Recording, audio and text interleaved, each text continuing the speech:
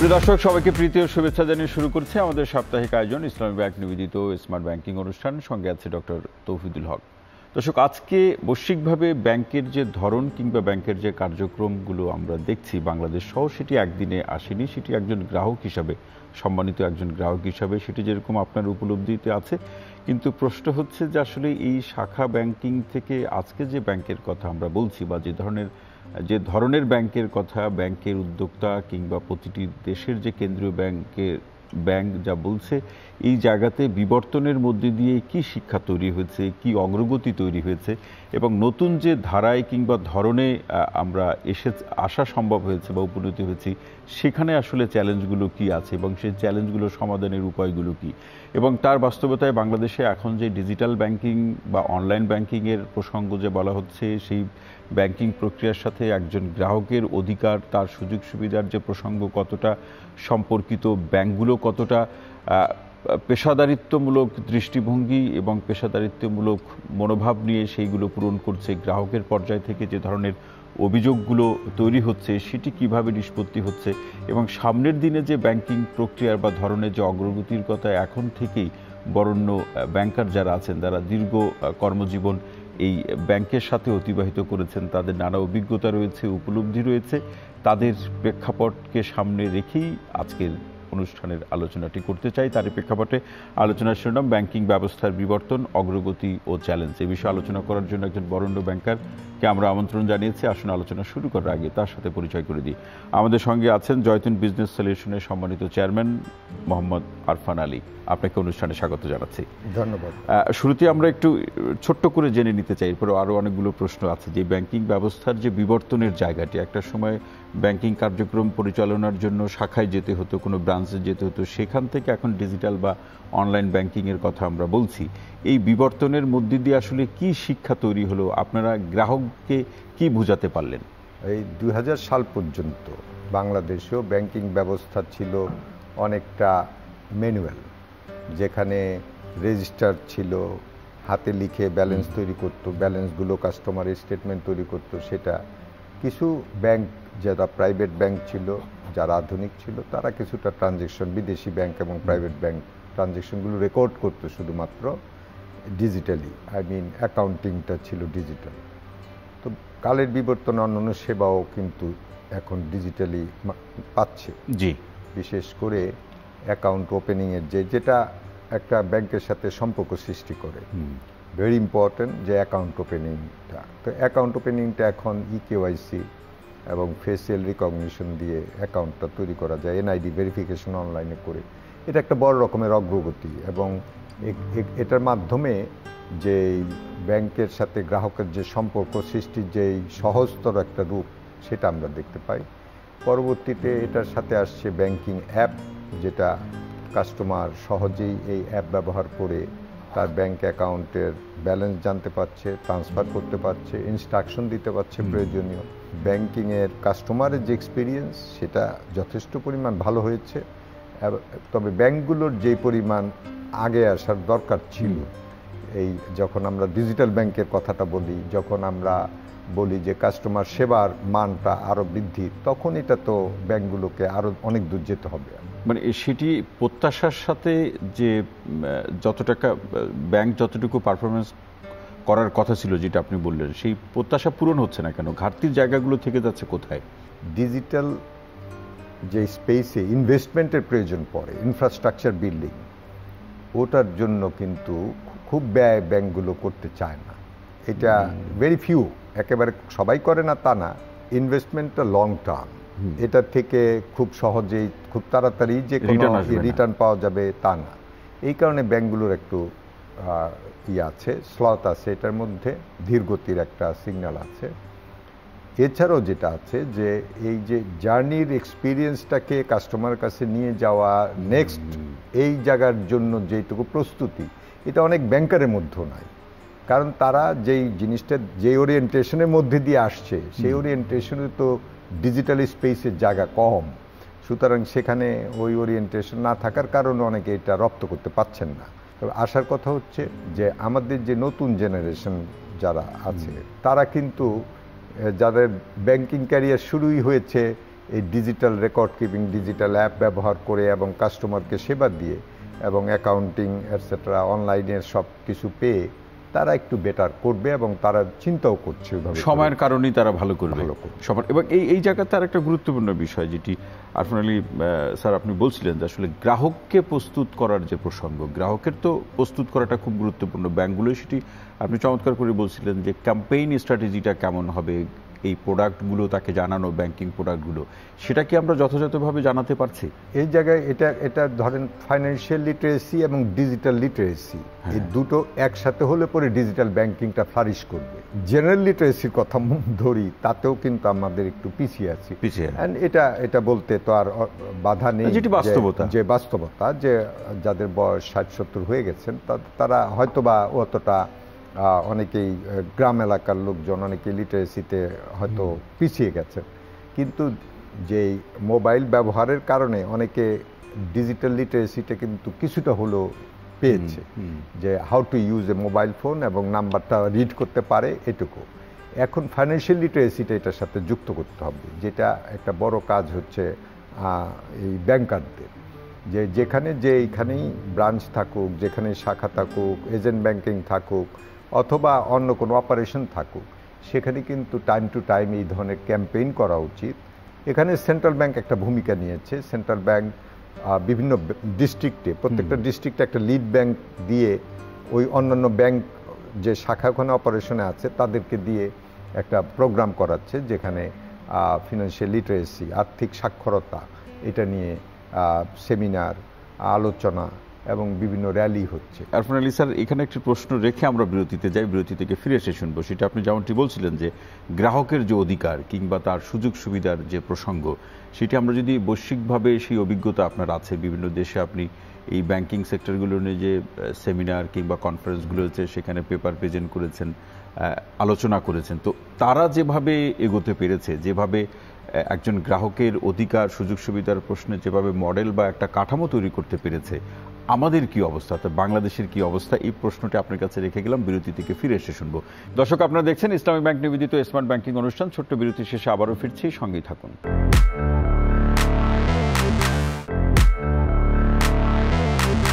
দর্শক, বিরতির পর আরও একবার স্বাগত জানাচ্ছি ইসলামী ব্যাংক নিবেদিত স্মার্ট ব্যাংকিং অনুষ্ঠানে। সঙ্গে আছি ডক্টর তৌহিদুল হক। যে বিষয়টি নিয়ে আজকে আমরা আলোচনা করছি সম্মানিত আলোচকের সাথে, যে ব্যাংকিং ব্যবস্থার বিবর্তন, অগ্রগতি ও চ্যালেঞ্জ।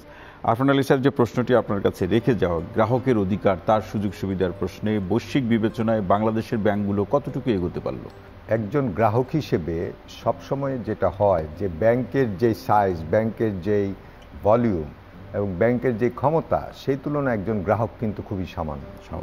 তো সেই কারণেই যে বিভিন্ন দেশে, পৃথিবীর বিভিন্ন দেশে গ্রাহকের প্রোটেকশন এবং সেবাকে এনশিওর করা, এটার জন্য ব্যাংকগুলোকে বাধ্য করে সেন্ট্রাল ব্যাংক এবং তাদের যেই রেগুলেটরি বডি, যার ফলে একটা ব্যক্তি যাতে করে তার যেমন ডেটা প্রোটেকশনের ব্যাপার আছে, ব্যাংকিং সেবা পাওয়ার অধিকার আছে এবং যে কোনো বিষয়ে তার জানার অধিকার আছে, তথ্য, ব্যাংকিং তথ্য। তা আমাদের দেশে যেটা কিছুটা এগিয়ে আসলেও অনেক সময় এই গ্রাহকরা বিভিন্ন ধরনের হয়রানির শিকার হচ্ছেন, যে তাদের ইনফরমেশন ফ্লোটা হয়তো সব সময় হয় না অথবা ভেরি কস্টলি। অনেক ক্ষেত্রে দেখা গেছে যে প্রতিটা বিষয়েই তাদেরকে পে করতে হয়, যে সাধারণ গ্রাহকরা থেকে বিব্রত বোধ করেন। তো সেখানে বাইরে যেমন এই ইউরোপিয়ান কান্ট্রিতে বিশেষ করে যে অভিজ্ঞতাটা আমার হয়েছে, যে ওনাদের ওখানে একজন গ্রাহককে একজন কর্পোরেট ব্যাংকারের থেকে বেশি, একজন ইন্ডিভিজুয়াল গ্রাহককে কর্পোরেট ব্যাংকারের থেকে বেশি সম্মানের সাথে so that is very important. আমাদের দেশেও এটার একটা ভালো ওরিয়েন্টেশন আমাদের। সেক্ষেত্রে কি নির্দিষ্ট কোনো মডেল বা ফ্রেমের পথে হাঁটতে পারে? ডেটা প্রোটেকশন অ্যাক্ট আছে বাইরে, আবার আছে যেমন ইউরোপে আছে যেমন PSD3, যে আপনি সার্কুলার, ওটা দিয়ে আপনি কতটুকু ডেটা এক্সচেঞ্জ করতে পারবেন, customer information, customer consent base information exchange with third parties. তো এইটা থাকলে পরে কাস্টমার এম্পাওয়ার্ড ফিল করে যে তার আপনার ওনারশিপ অফ অ্যাকাউন্ট আপনার, সুতরাং আপনি চাইলে এই অ্যাকাউন্টের তথ্য আরেকজনের সাথে শেয়ার করা হবে, আর নাহলে হবে না, এবং আপনি যেই পরিমাণ চাইবেন সেই পরিমাণে শেয়ার করতে পারবেন। তো তো এই যে একটা প্রিভিলেজ এবং রাইটস তৈরি হলো একজন কাস্টমারের, তখন সে এম্পাওয়ার্ড ফিল করে এবং সে সুবিধা মতো যে কোনো প্রতিষ্ঠানের থেকে সুবিধা ব্যাংকিং বা অন্যান্য সেবাটা নিতে পারে। বিকজ যেহেতু তার একটা ব্যাংক অ্যাকাউন্ট আছে, সে যদি ফরেন এক্সচেঞ্জ কিনতে যায় তখন ফরেন এক্সচেঞ্জ ডিলারের সাথে তার এক্সচেঞ্জ করলে ইনফরমেশন ফরেন এক্সচেঞ্জ ডিলার তাকে সুবিধাটা দিতে পারে। এইভাবে করেই প্রতিটা প্রতিষ্ঠানের সাথে তার সম্পর্কের উন্নয়ন হতে পারে। গ্রাহকের ক্ষমতায়নের যে প্রসঙ্গ, সেক্ষেত্রে যে ব্যবস্থাটি আছে সেটাকে যদি বাংলাদেশে যেটি অনুশীলন করা হয়, চর্চা করা হয়, সেটাকে যদি একটি শিরোনামে আমরা দেখার চেষ্টা করি যে গ্রাহকের এনগেজমেন্ট অথবা ক্লায়েন্ট এনগেজমেন্টের প্রসঙ্গ আছে, কিন্তু যেখানে অভিযোগটি আছে যে একজন ক্লায়েন্ট তিনি যে ব্যাংকের সাথে বা আর্থিক প্রতিষ্ঠানের সাথে সম্পর্কিত, তিনি সেবা পেতে গিয়ে অথবা কার্যক্রম সম্পন্ন করতে গিয়ে তার যে ফিডব্যাক অথবা তিনি যে ভিউ বা রিভিউ দিলেন সেটি কতটা ব্যাংক গ্রহণ করলো, সেটি যাচাই করার উপায় কি হতে পারে? যারা এটা মনিটরিং করে যে গ্রাহকের যে কমপ্লেইন সেটা যদি সেন্ট্রাল ব্যাংকে পৌঁছায় তাহলে তারা কাস্টমার প্রোটেকশন হিসেবে তারা এটা ব্যবস্থা গ্রহণ করে। আমার কথা হচ্ছে যে এটা ব্যাংকগুলোর জেনারেলি এগিয়ে আসা উচিত এই কাস্টমার সেবার দিকে, বিকজ দিনের শেষে কিন্তু এই কাস্টমারের জন্যই বিজনেসটা আছে এবং পারপাস হচ্ছে যে কাস্টমার সেবার সৃষ্টি করা, সেবা সৃষ্টি করা। সেখানে যদি ব্যাংকাররা একটু এগিয়ে আসে তাতে সম্পর্কেরও যেমন উন্নয়ন হয়, ব্যাংকিং ব্যবসারও প্রসার হয়। কারণ আপনার ব্যাংকিং ব্যবসায় কিন্তু সবচেয়ে বড় যে দিকটা সেটা হলো সেবার মান এবং সুনাম। আপনি এই দুটো যদি এনশিওর করতে পারেন ব্যাংক ব্যবস্থা ফ্লারিশ করে, মানে সেই ব্যাংকটা ভালো করবে। কিন্তু এটা ব্যাংক জেনারেলি অ্যাডভান্টেজ নিতে পারে যে তাদের অফিসারদের যে কাস্টমার ফেসিং যারা তাদেরকে ভালো ট্রেনিং, মানে সেইভাবে তার ওরিয়েন্টেশনটাই সেইভাবে হবে, ওইভাবে হতে হবে। কিন্তু সেটা কি হচ্ছে পরিপূর্ণভাবে? হচ্ছে কিছু কিছু জায়গায় আপনি যদি এক্সপিরিয়েন্স করেন কাস্টমার সেবার মান বেড়েছে, ওভারঅল সেবার মান অনেক বেড়েছে, কিন্তু আরও তো আছে 53% লোকের ব্যাংক অ্যাকাউন্ট আছে। তো আরও লোকজন যারা গ্রামে গঞ্জে পড়ে থাকলো, বস্তিতে পড়ে থাকলো, তাদের কি ব্যাংক অ্যাকাউন্ট হবে না? সুতরাং তাদের সেবার জন্য এগিয়ে যেতে হবে। এই মানসিকতার চেঞ্জ জানতে হবে যে শুধুমাত্র আমরা কিছু গুটিকতক শহরের কাস্টমার যাদের বিত্ত বৈভব আছে তাদের সেবা দিব, কিন্তু গ্রামের সাধারণ মানুষের সেবা দিব না অথবা সাধারণ মানুষের জন্য অ্যাকাউন্ট করব না, সেটা তো ব্যাংকিং ব্যবস্থার ফিলোসফিতে এমন হতে পারে না। তো সেক্ষেত্রে আমাদের এখানে ডিজিটাল ব্যাংকিং এর যে প্রসঙ্গ যদি আমরা ধরি, সেই বিষয়টিতে আপনার অভিজ্ঞতা আছে, নানাভাবে কথা বলছেন কিভাবে অগ্রগতিকে নিশ্চিত করা যায়। ডিজিটাল ব্যাংকিং বা একদম যদি পরিপূর্ণভাবে বাস্তবায়নের জায়গাটি শুরু করা যায়, অনেকেই সেটি করছেন বা বলা যেতে পারে সবাই কম বেশি যার যার অবস্থা অনুযায়ী সেটি করছেন, কিন্তু গ্রাহকের পর্যায়ে আস্থা তৈরি করার যে প্রসঙ্গ, গ্রাহককে সন্তুষ্ট করার যে প্রসঙ্গ, সেই জায়গাতে আর কি ব্যবস্থা গ্রহণ করলে গ্রাহকের মধ্যে তার কোনো সন্দেহ বা সংশয় থাকবে না? এই প্রশ্নটি আপনার কাছে রেখে গেলাম, বিরতি থেকে ফিরে এসে শুনবো। প্রিয় দর্শক, আপনারা দেখছেন ইসলামী ব্যাংক নিবেদিত স্মার্ট ব্যাংকিং অনুষ্ঠান। আরও একটি বিরতি শেষে ফিরছি, সঙ্গেই থাকুন।